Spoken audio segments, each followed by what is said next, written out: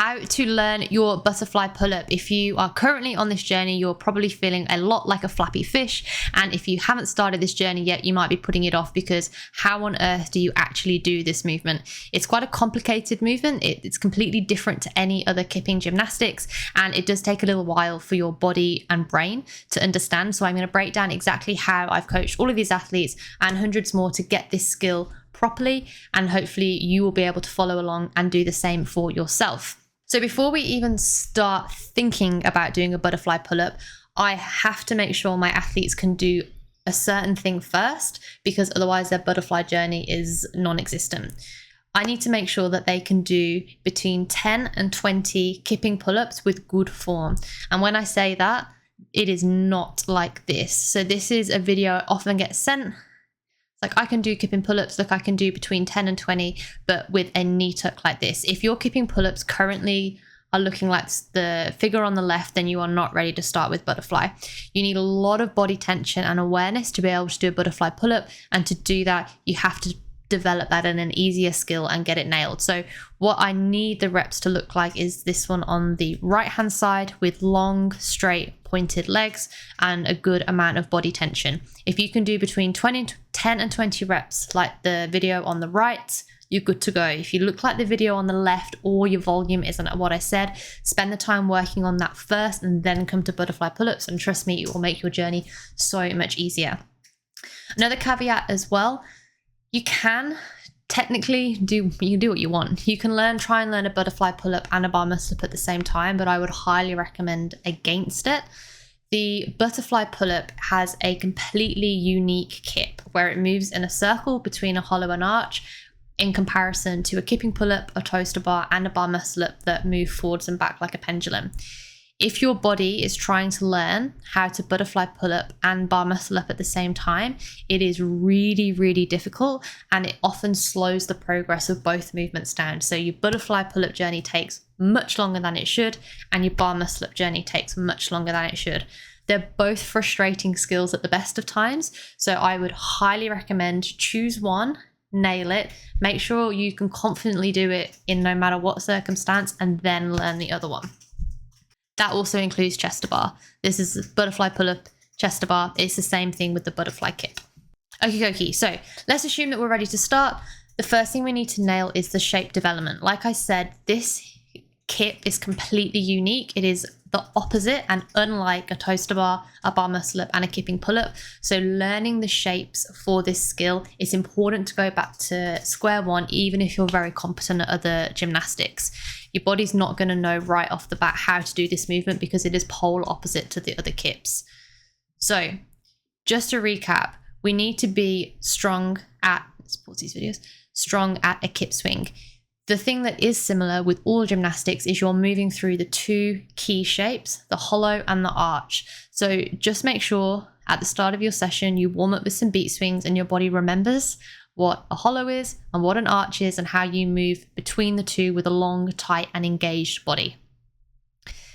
Next step, we're going to learn how to do the butterfly pull-up action through the shoulders and the shoulders alone. So you practice this with something called a small circle. It's actually really difficult to do and not use your legs, but the whole purpose of this drill is you try and isolate the shoulder. And if I was to put my arm up and do it here, we're trying to draw a circle like this with your shoulders. So both of them together, making a little circle with straight arms hanging from the bar, and actually taking weight through your scapula. Like I said, it's hard to do it and not use your legs. You're going to want to kick with your feet, but this is what we're aiming for. My arms bend a little bit. It's not a massive issue, but this is the first thing for your body to understand on a small level. What on the most minute level does this movement feel like through your shoulders? So step one, get good at small circles. Once you're ready to start adding in the legs and understand, okay, where in relation to my body are my legs, we're going to do a box assisted half butterfly pull-up.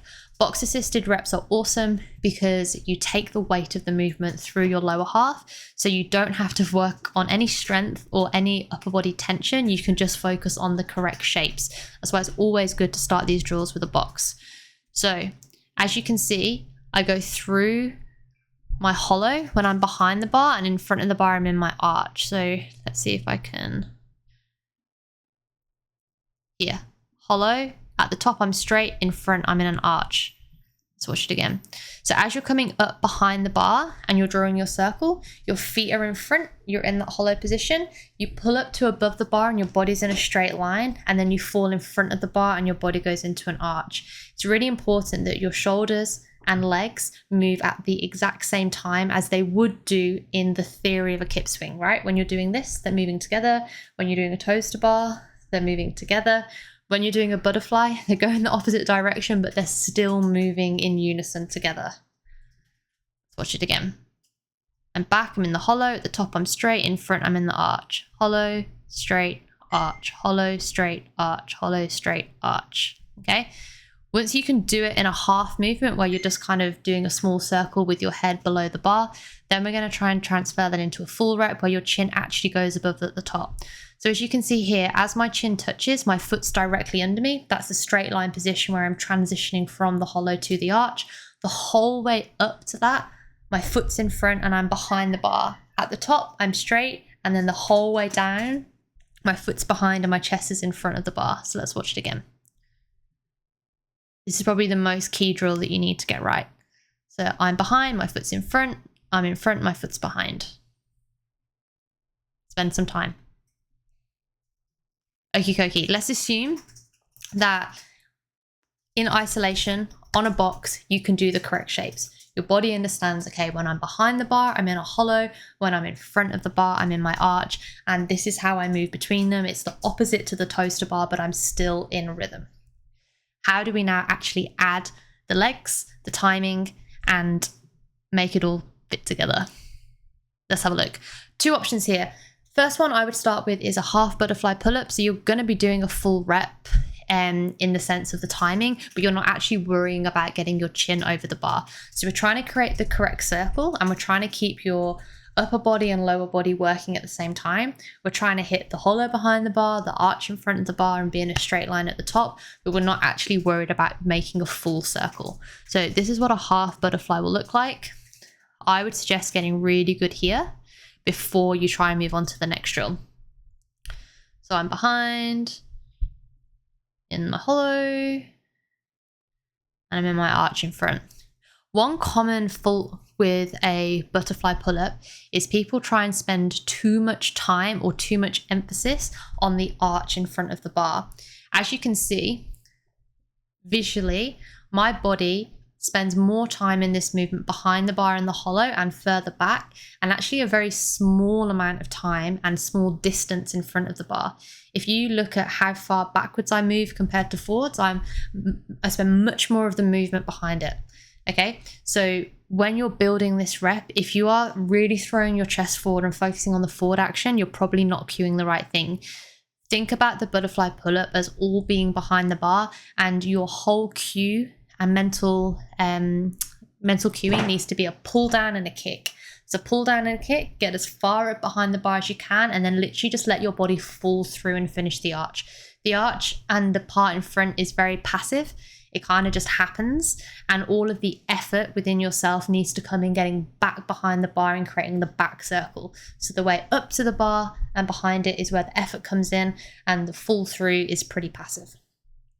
Once you're happy here, a good option now is to try and do a full rep, but just do one and practice going into a kip swing after. So you're still working on how the movement would continue, but you're not actually trying to link reps yet. So this is what that would look like. So you jump up, hollow, arch, butterfly, and then just do a pull back. Shut again.